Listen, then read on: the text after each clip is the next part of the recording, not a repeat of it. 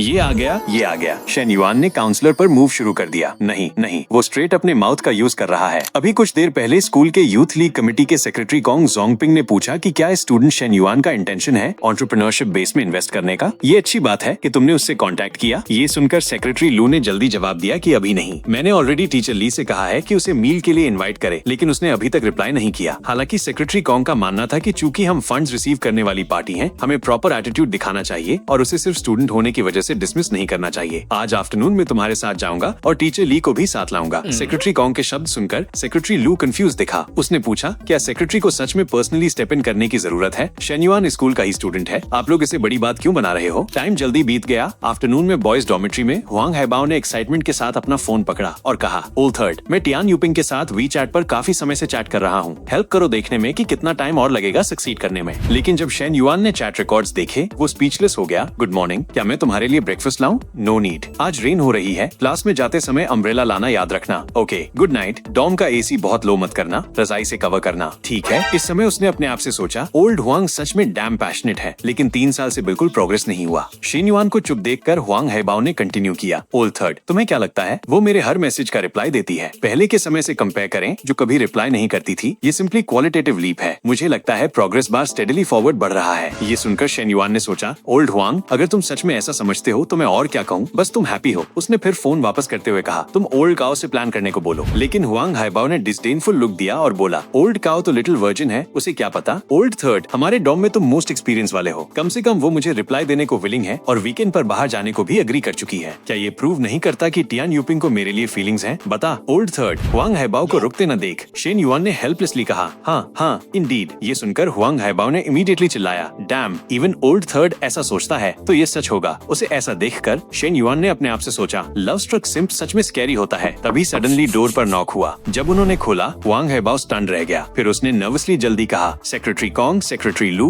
Counsellor, आप यहाँ क्यों? सुनकर कि वे शेन युआन को ढूंढने आए हैं, उसने उन्हें अंदर जल्दी बुलाया और उन्हें वेलकम किया। इस समय उसने सोचा, डैम, तीनों मिलकर ओल्ड थर्ड को ढूंढने आए। क्या उसने कोई हेवनली लॉ तोड़ा? इधर डॉम के बाहर हर कोई अप्रोर में था। सब गेस कर रहे थे कि 2 लीडर्स डॉम में क्यों आए। क्या हुआ? वे शेन युआन को ढूंढने आए। उसकी फैमिली ऑलरेडी बैंकरप्ट हो चुकी है, फिर भी उसने कार खरीदी और स्कूल के बाहर डेट्स करता है। क्या लगता है वो कोई इलीगल एक्टिविटी में इन्वॉल्व है? सब डिस्कस कर रहे थे। सडनली किसी ने कहा, ये जरूर होगा, वरना शेन युआन के पास इतना पैसा कैसे? डेफिनेटली बिग प्रॉब्लम है। बोलने वाला ली जानपिंग था। शेन युआन का पैसा राइट सोर्स से नहीं आता, लीडर्स का उसके पास आना नॉर्मल है। प्रोबेबली वे उसे पहले कंट्रोल कर रहे हैं और पुलिस के आने का वेट कर रहे हैं। ये सुनकर हुआंग हैबाओ ने उसे कर्स किया, यू बास्टर्ड, नॉनसेंस मत बोल। लेकिन ली जानपिंग ने स्नीयर किया, am I making it up? Just wait and see. Dorm के अंदर ली शाओ ने कहा, शेन युआन, ये यूथ लीग कमेटी के सेक्रेटरी कॉन्ग और सेक्रेटरी लू हैं। क्लासमेट शेन युआन, मैं यूथ लीग कमेटी से कॉन्ग जोंगपिंग हूँ। क्या तुम्हारे पास टुनाइट टाइम है साथ में मील पर डिस्कशन करने का? जब शेन युआन अग्री कर गया, उसने कहा, मैं इमीडिएटली रेस्टोरेंट बुक करता हूँ, अब लेट हो चुका है, चलो साथ चलते हैं। रास्ते में हम प्रॉपर्ली एंटरप्रेन्योरशिप बेस के बारे में बात कर सकते हैं। तो कॉन्ग जोंगपिंग और बाकी दोनों शेन युआन को एस्कॉर्ट करके ले गए। ये देखकर सबने कहा, उनके एटीट्यूड को देखकर ऐसा नहीं लगता कि वे शेन युआन को रिस्ट्रेन कर रहे हैं, बल्कि ज्यादा लगता है कि लीडर्स इंस्पेक्शन के लिए आए हैं। फिर हुआंग हैबाओ हंसा और बोला, ली जानपिंग, तुम जस्ट नॉनसेंस बोल रहे हो। 2 सेक्रेटरीज हमारे ओल्ड थर्ड को मील के लिए इनवाइट करने आए, एक्सपेक्ट नहीं किया। हाँ,